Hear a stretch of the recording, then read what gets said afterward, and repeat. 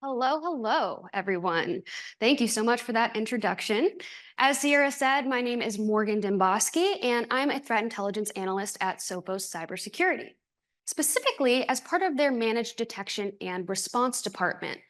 And our threat intelligence team, among other functions, works to identify threat trends across our MDR customer base, which happens to consist of thousands of small to medium sized businesses. And as you can probably guess, the number one threat we see targeting these businesses are attempted ransomware and extortion attacks. Which is not surprising, but in our effort to track these patterns of behavior leading up to ransomware attacks, we were able to confirm something that we had kind of already suspected. And that is, you're going to run into a lot of issues if you look at the ransomware used as the only identifier rather than trying to differentiate between the patterns of activity leading up to that ransomware.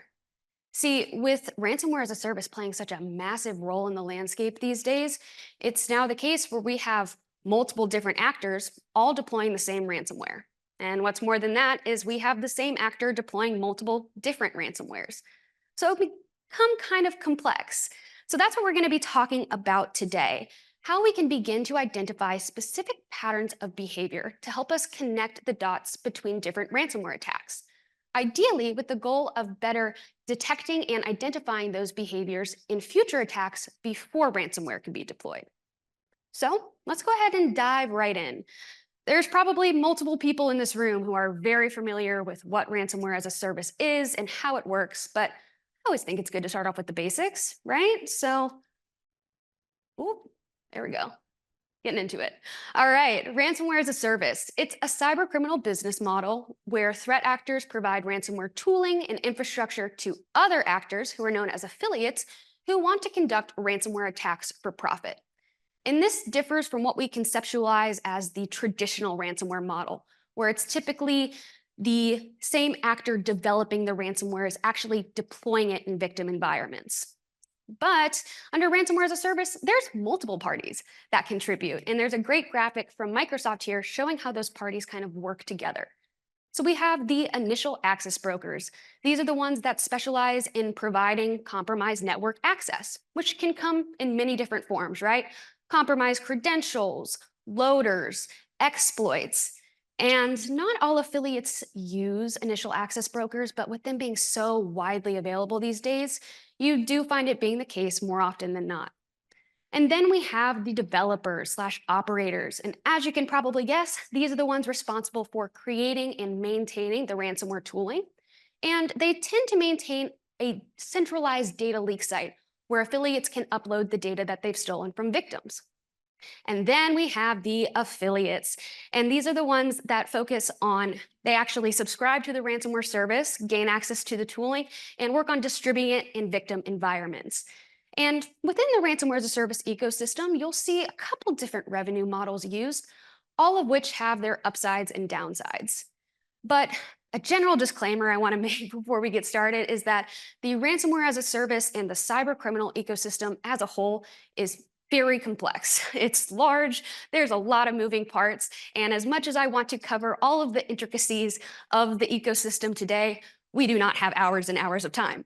So I highly recommend, if you're interested in learning more, to check out some resources through SANS. There's a great poster called Ransomware and the Cybercrime or Cyber Extortion poster out front that you can look at. So highly recommend those. But when it comes down to it, this is a business, right? So ransomware affiliates will choose which ransomware to subscribe to based on a series of factors like price, reliability, quality of the ransomware, reputation of the group. And because of all of these different factors, affiliates commonly switch between the ransomwares that they subscribe to. Maybe they're unhappy with the current business model or revenue sharing. Maybe they're noticing that the ransomware is being increasingly blocked by detection agents. Maybe the ransomware service has been taken down by law enforcement or experienced some other sort of disruptive event.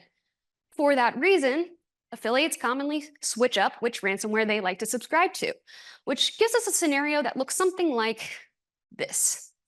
And it's actually 10 times more complicated than this.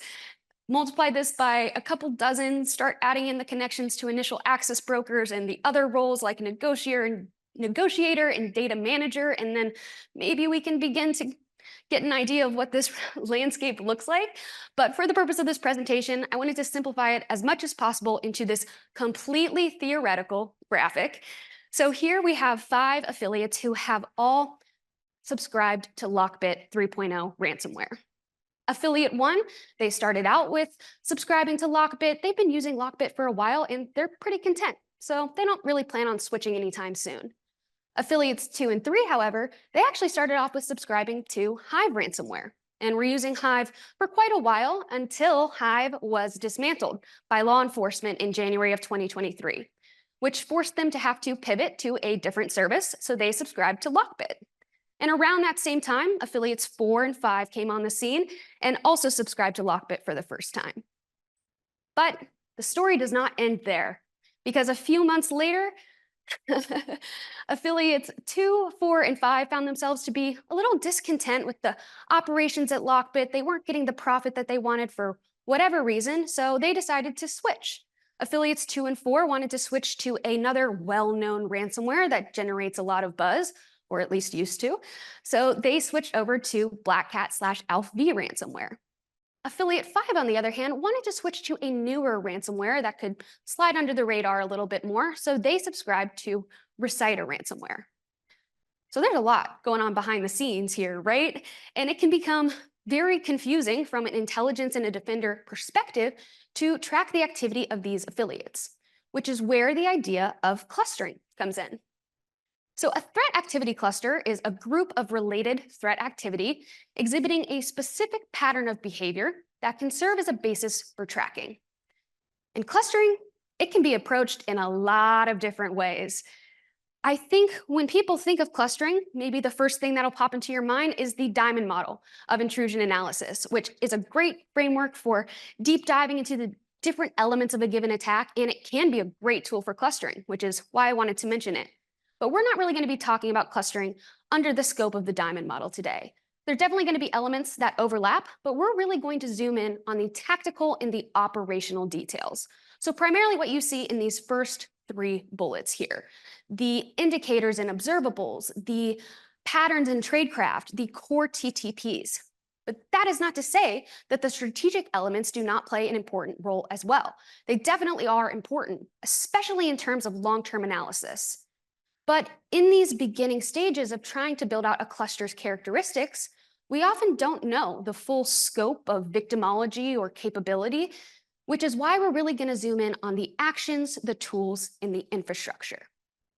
But when it comes down to it, there's no one right way to do clustering.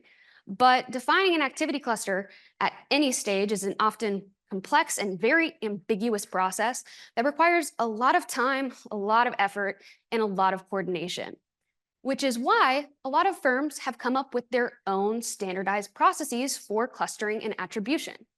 Sophos included in that. May not look like it from the diagram that you see on the screen here, but Sophos has a relatively simple 2-step process. Each new cluster gets the moniker stack, which stands for Sophos Threat Activity Cluster. Very creative, I know. And a 4-digit sequence, the first digit of which serves as an identifier of the type of activity, whether that be state-sponsored, initial access broker, ransomware, etc. And then once a stack is created, it'll go into an indeterminate period of monitoring and review. And during that time, we will generally try to add evidence from other incidents aligning with this cluster. We'll look for open source reporting that can help add context to the activity. And overall, we'll aim to build out the strategical, operational, and tactical elements of the cluster. And then once we have a strong intelligence profile and relatively high confidence in attribution and evidence of sustained activity, that stack will be formally promoted to a named actor/intrusion set. And like I said, other companies will approach clustering and attribution differently based on their own specific telemetry and visibility. So there's a lot of different resources out there on how clustering can be handled, so I recommend to go check those out as well. But like, for example, Sophos has a similar 2-step process of cluster to named entity as Microsoft, who recently completely revamped their naming taxonomy. Unit 42, on the other hand, has a three-step process where they'll promote a cluster to a temporary actor before formally promoting it to a named entity. And Unit 42 actually uses the diamond model as a key tool in their analysis. Mandiant, on the other hand, has shared details on their approach to large-scale clustering and their development of an advanced algorithmic method to automate clustering with little to no manual intervention. So, as you can see, clustering and attribution can be approached on many different scales and ways, which brings me to an important clarification that I'd like to make. And that is, a threat activity cluster is not an attribution. An attribution has to do with a heavily strategic component that helps answer the who and the why. When we're focusing on clustering, we're really focusing on the where, the how, and the what. But that also brings me to the point of neither is the type of ransomware used an attribution in itself. Maybe under traditional ransomware, but with ransomware as a service, you'll commonly hear it said that this organization was targeted by Black Cat ransomware. But that is not an attribution. It doesn't answer the who, it answers more of the what. When it comes to clustering, we're looking to identify specific patterns of behaviors. But just because we're seeing the same behaviors does not mean that those behaviors came from the same individuals. I'd argue that it's equally as likely, if not more likely, to involve different actors operating from a common playbook. And what I mean by that is it is well known for developers to create playbooks containing step-by-step instructions on how affiliates can compromise a network and carry out an attack. A prime example of which is the playbook that was leaked in the 2022 Conti leaks. And that could be a whole presentation in itself, talking about the impact of the Conti leaks on the ransomware as a service ecosystem. There probably is a talk out there right now on it. But it can only be assumed that there's many other types of playbooks out there, which is why clustering is not attribution.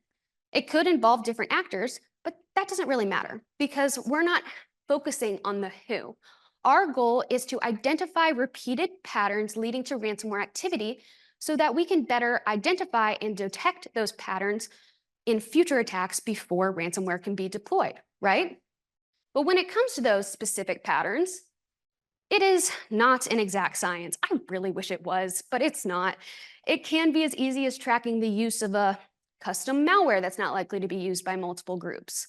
But in the realm of ransomware as a service affiliates, where the tools that they use are often open source or legitimate, and the tactics are pretty common, you often have to zoom into the finer details. So not only what tool was used, but how it was loaded onto the system, what it was used for, in what order it was used in relation to other tools, and really focus on the surrounding details. But luckily, people are largely creatures of habit. Once an affiliate finds an attack chain that works for them, they're likely going to continue to use it, or at least aspects of it. But that does not mean that all incidents in a cluster will be the exact same. Quite the opposite, actually, and that's for several different reasons. One being that the victims that they're trying to compromise, their networks are different. They're structured differently. They have varying levels of security and hygiene. And for that reason, what works in one network may not work in another. And you will see changes in TTPs to accommodate that. Moreover, affiliates with a little bit more experience under their belt, you will see them try to modify their TTPs in order to better evade detection or improve the effectiveness of their attacks. And I will admit, there are some large, well-established, advanced cybercrime affiliates out there. But for the most part, ransomware as a service was known for lowering the barrier to entry to cybercrime. I mean, no longer did you have to have a high level of technological sophistication to launch a successful ransomware attack. And for that reason, there's a lot of lower sophistication affiliates out there with very poor operational security. And as a result, they leave behind a lot of breadcrumbs that we, as defenders, can use against them to track them. But when it comes to those breadcrumbs, they don't necessarily include more common aspects of attacker behavior. Instead, we really want to look for the narrowly focused details that would be hard for someone who isn't the attacker or following a detailed attacker playbook to be able to replicate. And our goal is to really look for as unique and high quality details as possible Ideally, those that are relatively hard for an attacker to change. So if we're thinking about things that are easy for an attacker to change, things at the bottom of the pyramid of pain, you have hashes, IPs, domains. Any affiliate with a moderate amount of operational security will routinely discard and rotate their infrastructure. But that does not mean that it's not worth tracking, because there's a lot of affiliates out there who don't routinely rotate their infrastructure. And so those, we see the same IPs, domains, passwords, usernames, commands used across different attacks. And those can serve as notable indicators of there being a connection, as long as you keep in mind that they're likely to change. If we're thinking about things that are a little bit harder for attackers to change, things at the top of the pyramid of pain, we have the tools, we have TTPs. So maybe they do consistently rotate their infrastructure, but every time they do, they set up their infrastructure in the exact same way. That's something that can be tracked. You can look at the use of custom tools or the order in which those tools are deployed. Or you can look at common TTPs that are consistently used in the same way. So it doesn't necessarily need to be this super unique tactic that's never been seen before. It can be very common, but if it is common, you want to make sure that you're looking at the consistency of the surrounding details. So if we're thinking about what this looks in a practical sense, we have a table of very common, broad tactics seen in the everyday ransomware attack, next to a little bit more specific tactics. So for example, an NTDS dump to dump credentials, very common. But an NTDS dump via that specific command to the folder temp_logs, a little bit more specific. Furthermore, lots of user accounts are created with admin privileges, but a much narrower subset are created with that specific username and that specific password. Using batch scripts to lay the groundwork for ransomware deployment, very common. A little bit more specific is using these same batch scripts that have the same functions in the same order that interact with each other in the same way. Even here, where the file names are really generic, right? The surrounding details are still consistent. Lastly, modifying the registry for persistence, very common. But more specific is a PowerShell script dropped by System BC, specifically adding the run key, the run key socks. So the goal is to look for details that if you saw them across different attacks, you'd be like, that's a little too specific to be coincidence. And that's what we tried to do in these next two case studies that we're going to talk about. So these are two clusters that Sophos tracks of ransomware as a service activity, both of which have been seen leading to the deployment of multiple different ransomware variants. So starting off with Stack 5485. This is a stack that was seen leading to the deployment of Hive, Royal, Black Basta, and Cactus ransomware over a roughly 10-month period. And the first incident aligning with this cluster went down in January of 2023, specifically leading to the deployment of Hive ransomware on January 21st. And that date is a little bit notable considering that Hive ransomware was taken down by law enforcement just 5 days later on the 26th. But what's interesting is the next three incidents aligning with this cluster were actually all initially accessed in January, but did not have ransomware deployed against them until varying amounts of time later, and not even with the same ransomware. So two of those incidents led to the deployment of Royal ransomware, one at the very beginning of February and the other at the very beginning of March.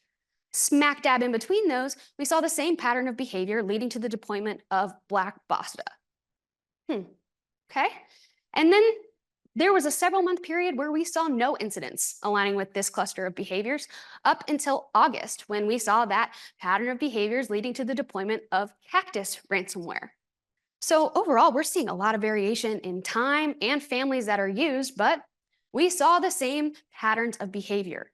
For example, we saw the same credential setup for the admin accounts that they created, either in the same format or honestly the same credential sets across multiple different attacks.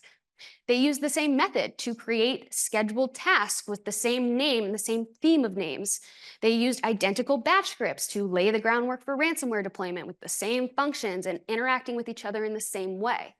But despite which ransomware was actually used, it was always packaged in the same way, in a 7-zip archive with the ransomware executable inside, both named after the victim organization and password protected with the password 1234. So Overall, these are not the only patterns that we associate with Stack 5485. But when we looked outside of the scope of just the stack, we noticed that those two royal incidents that we saw aligning with Stack 5485 occurred around the same time of several other attacks leading to royal deployments. So when we looked at the TTPs from those attacks leading to royal over a roughly 3-month period, we saw, okay, there's two of these that, align with each other and align with Stack 5485. But overall, we're seeing a lot of variation leading up to the deployment of Royal ransomware. And what makes that interesting is Royal is not known for operating underneath an affiliate model. They're actually known to be a relatively closed off group that does not solicit outsider affiliate attackers.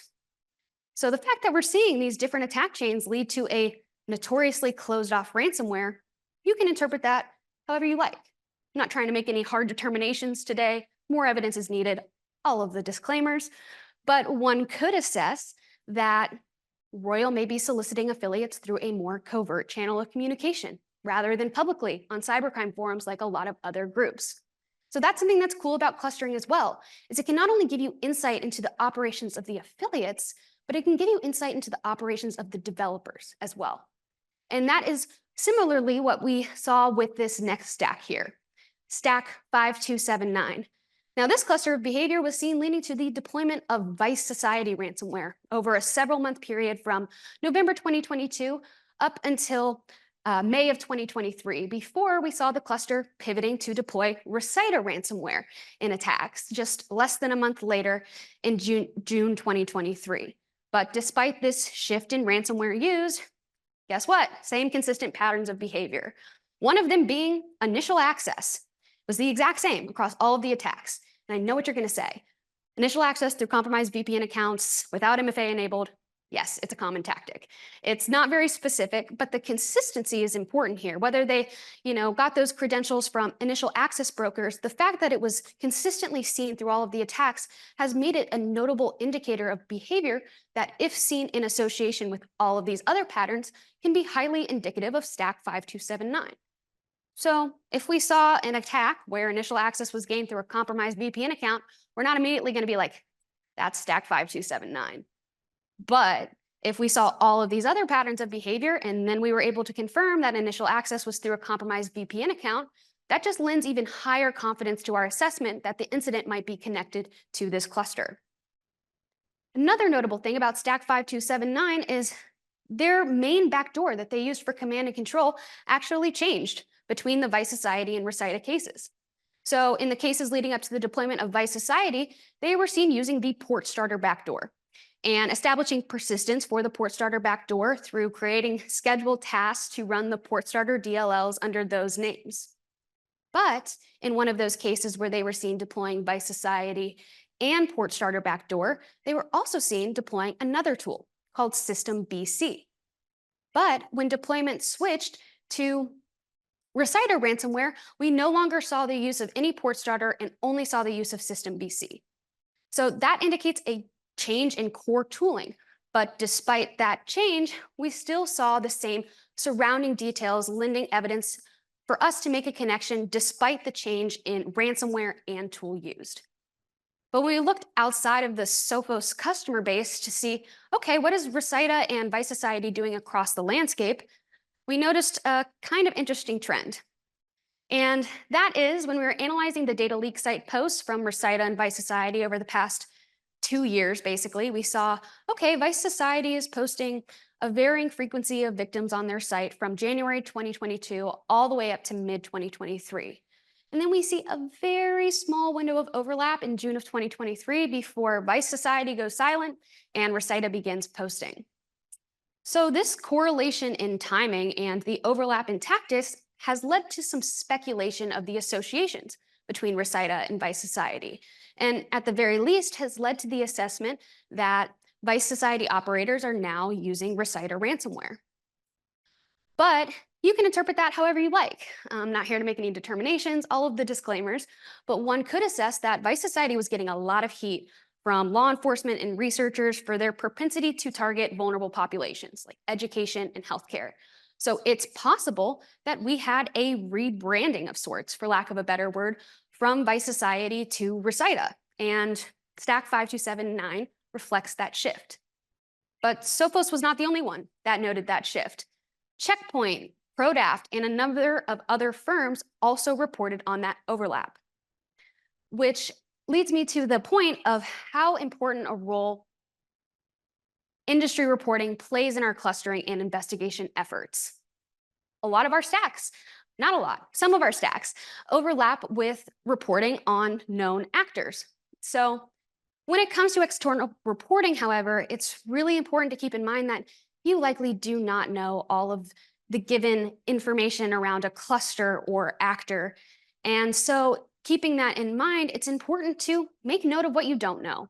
Make note of the intelligence gaps and identify your confidence levels, especially when you're making assumptions based on the assessments of others.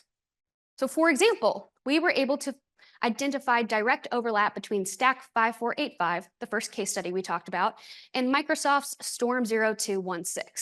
And that connection was based on both a tweet and an in-depth report shared with industry partners on Danabot infections leading to Cactus ransomware deployment by Storm 0216. And the evidence within that report allowed us to make a medium to high confidence connection between the behaviors that we see and associate with Stack 5485 and the behaviors Microsoft associates with Storm 0216.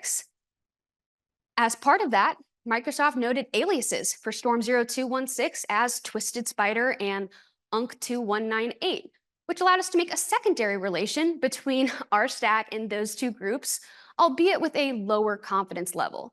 And that's because we do not have all of the raw data or intelligence needed in order to make a high confidence connection between the newer Cactus ransomware activity we're seeing and the older reporting on UNC2198 and Twisted Spider. So we acknowledge the fact that though we trust Microsoft's intelligence, we need more direct data in order to make a high confidence connection between our stack and those two groups.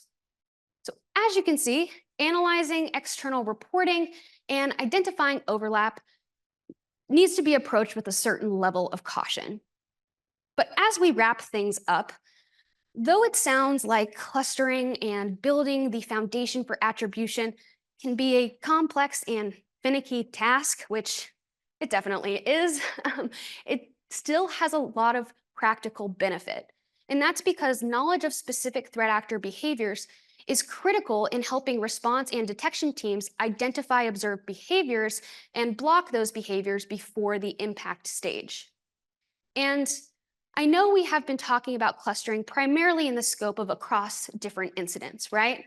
But there's probably many analysts in this room and watching that work at a specific company or provide services to a smaller group of organizations where you're not seeing multiple ransomware attacks per day, hopefully at least. And so you can't cluster based on incidents, but I promise that the topic of clustering is still very applicable. And that is because a primary function for a lot of us cyber intel analysts, no matter what organization you work for, is to collect and analyze quality open source reporting in order to keep track of the current threat landscape and to inform incident response and operations of emerging threats and trends. So with that in mind, a lot of analysts like to build out profiles or MITRE maps on known ransomware so that if they see a certain behavior in an attack, they can align it with a known pattern of behavior and provide relevant intelligence to incident response or their SOC to help them in their investigation. However, when it comes to the ransomware as a service ecosystem where you have multiple different attack chains leading to the same ransomware, but yet the same attack chain leading to multiple different ransomwares, over time, those profiles/maps can probably start to become not only very broad and generic, but probably start to look like each other a little bit and have a lot of overlap. So for that reason, when tracking financially motivated activity and industry reporting, if you can look beyond just the ransomware used and try to take note of if that activity is associated with a particular actor or cluster. And that's not always the case. Intelligence on ransomware is not always associated with an actor or cluster. And even if it is, I think a lot of our eyes just start to glaze over when we see another acronym number combination that we need to keep track of. But it still very worth it. Because the more specific we can be in categorizing behaviors under clusters and actors, rather than the ransomware use, sets us up for greater success when it comes to identifying observed behaviors and providing relevant intelligence in order to block those behaviors before they can accomplish their goal. So that brings us to a close today. There's a lot more that can be talked about tracking affiliates and open source reporting and about these topics in general. So I'm happy to answer any questions that you might have, or feel free to contact me or come up to any point if you want to talk about these subjects. But thank you guys very much. Appreciate your time.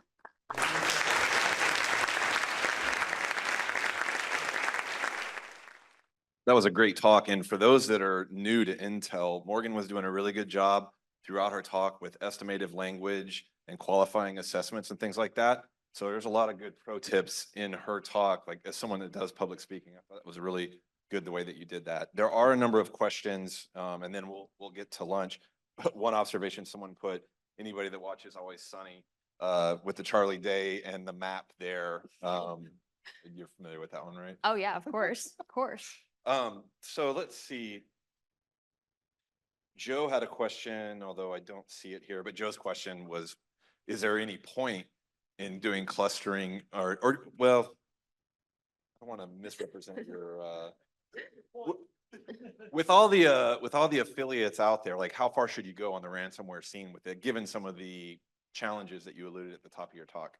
Well, the landscape's kind of endless, right? And it's constantly evolving and changing. So it can almost seem as kind of a pointless task to try to track all of these different affiliates in the space. But over time, affiliates become established advanced groups. There's a lot that you hear about, like Scattered Spider, which may have started out as a small affiliate, but is now a huge cybercrime syndicate that launches attacks against very large organizations. So you can take it as far as you want. I think that there's benefit in tracking as small or as many as you can. So that's kind of up to you and your resources and what you're capable of as an organization. So actually that kind of dovetails to the next question that came. Well, let me do this. Anybody in the room have questions? We've been doing them through Slack, but does anybody in the room have any? I just don't want to forget about us in person.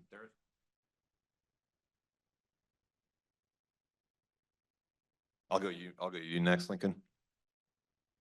Hello. Since a lot of different organizations have different names for threat actors, there's a regulation, at least here in the US, to help with that, like to put at least the same name or the same convention to naming threat actors between organizations. Is that the question? Is there regulations? I don't think there are. There's not. I wish there was, and you can approach that how you like. I think MITRE approaches it from the sense of whoever reported on the affiliate or the group first. Usually they go by that name, but there is no standardized way for them to kind of align those actors together under a singular name. I don't think anyone will hold it against you if for internal purposes only, if you wanted to name them under your own conventions. Don't add to all of the craziness that's out there. But if that makes it easier for you to track all of these different groups, then I recommend doing that. Just one thing, and I can't see if Andy's in here, but Andy's going to talk this afternoon on derivative reporting. And there's some pros and cons of adapting the same threat actor group in your own investigations, because you're relying on someone else's. So Andy will dig into that a little bit in his talk. Let's go. Lincoln, let's go you, and then we'll go to lunch after that. Thank you very much. It was a great talk. So you talked about the difficulties in using techniques for attribution. What are your thoughts on attack paths? And so for those that don't know, like the pattern in which techniques are used, and whether that could be useful for attribution as well. Yeah, for sure. In terms of attribution, that's a tricky. The clustering attribution, we're very technical in the terms we use as cyber threat intelligence analysts, of course. But I think that there's definitely a lot of value in tracking the order of which techniques are committed, because that's something that a lot of attackers just don't think about changing. They may change their tools, they may change which tactic that they use, but in the order that they actually do it can be something that's trackable, as long as you keep in mind that networks are different and they do have to change their tactics based on what security agents that the victim has and things like that. So it is worth it as long as you keep in mind that those things can change. So if you can note other details that can help provide that consistency, then that's what I would recommend.